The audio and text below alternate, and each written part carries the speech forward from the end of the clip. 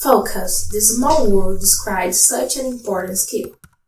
The ability to fully concentrate on the task at hand or in the moment in front of us allow us to achieve maximum performance and actually enjoy the present. It is not only useful in our professional careers, but also in our personal lives. However, in the age of technology, new distractions are invented every day, and mastering attention became quite hard. The simple pop-up of a mobile screen makes that attentiveness fall apart. Even when we get rid of all external distractions, the bigger battle is still to come, the fight against our own mind.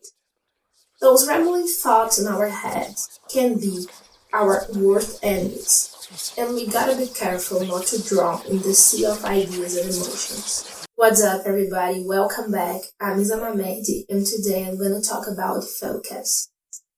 With our mobile phones, Netflix, and our own thoughts, concentrate at what we are doing became really hard, and we want to do a million things at the same time. But being able to pay full attention to the task that we are performing right now can maximize our productivity, save us a lot of time, and increase the quality of the work that we are delivering in an impressive way. Nonetheless, paying attention to what we're doing can enhance our performance and increase the quality of our work while saving us time. Practice makes perfect. This saying is true in most areas of our lives, and with focus is no different. Charles Duhigg once said that the more you focus, the more it becomes a habit, and he isn't wrong. But how do we practice attention? Well, that's what I'm gonna teach you today while giving you tips to make through this process way faster. The way you practice your concentration can vary depending on what you are actually trying to do. But there are a few common steps to all activity. Well, the first step of this process is identify when your mind starts wandering. For example, if I'm trying to read a book, my mind will start wandering at the moment when I have no longer read all the words that are written on that book page. Or when I get to the end of the page and I can't remember what was written in the beginning. Or when I realize that I'm thinking about things completely different from the theme of the book. The second thing that you will do when you identify that you have started to lose your concentration is refocus on the task. For example, I would refocus on reading the book. Focus again, and try to keep my attention there. You probably won't succeed at first, and you'll have to repeat this process over and over again. But the more you do it, the easier it will become. And after a few moments of doing so, the act of focusing on what you are doing will become automatic. Your brain will just do it. Even though it is a difficult skill to master, there are a few things that you can do to speed up your learning curve. The first one is mastering self-control and willpower. Let me tell you a story. In 1972, a group of researchers from Stanford University got 4-year-old kids alone in a room. For each kid, they offered a marshmallow, and they said, you can either eat this marshmallow now or wait 15 minutes until I return. When I return, I will give you, instead of only one marshmallow, 2 marshmallows. And so they left those 4-year-olds completely alone with only the object of their desires.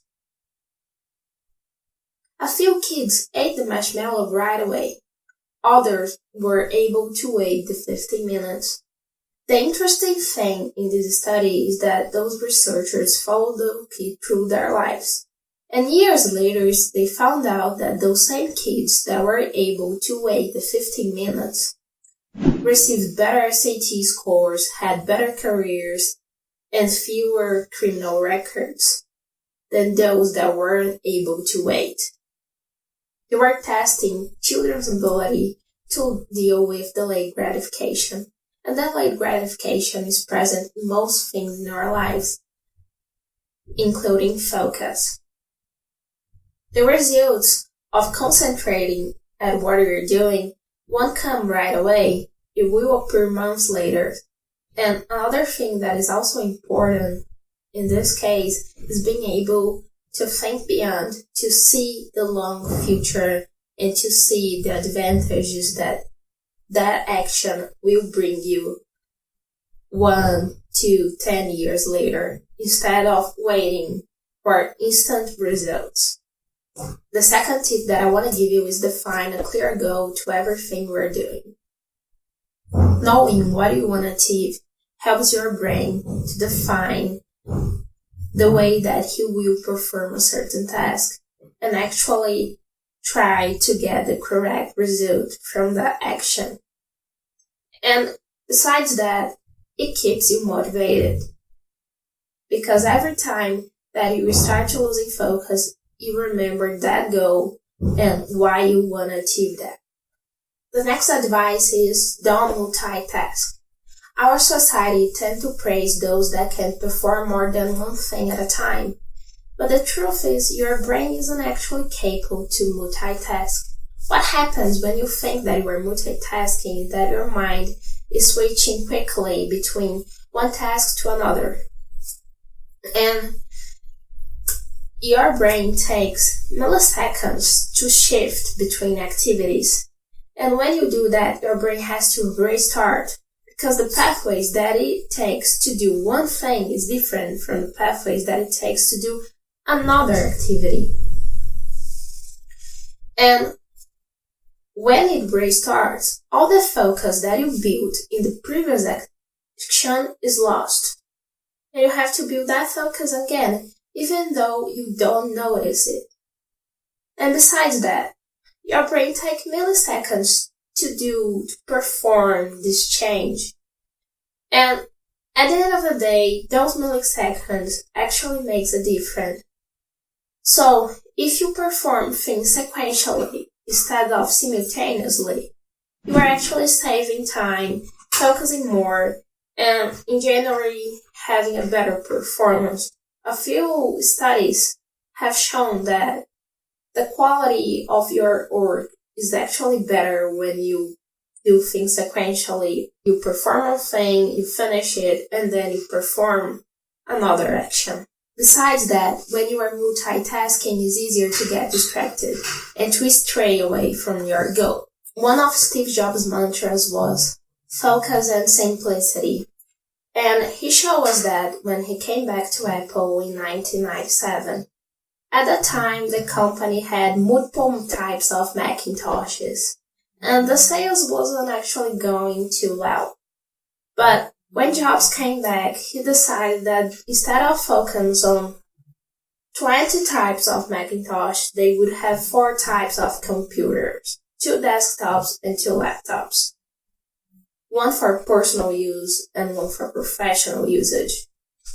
With that said, instead of delivering 20 good Macintoshes, they were presenting their clients with 4 excellent computers.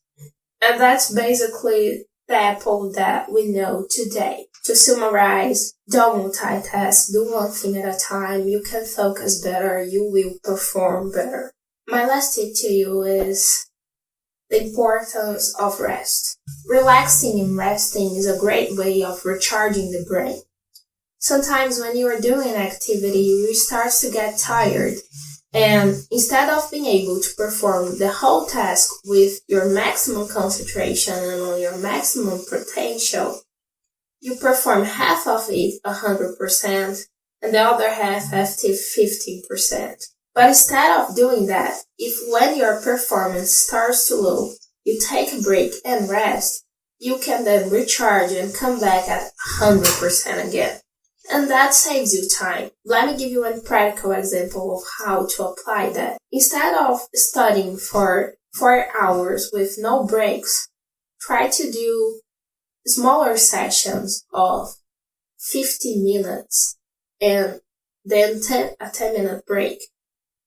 And do that for 4 hours. You will realize that those 10 minutes are quite refreshing. But what you do in those breaks actually matters. Don't scroll through social media or play video games. Instead of doing that, meditate, go for a walk, or simply daydream.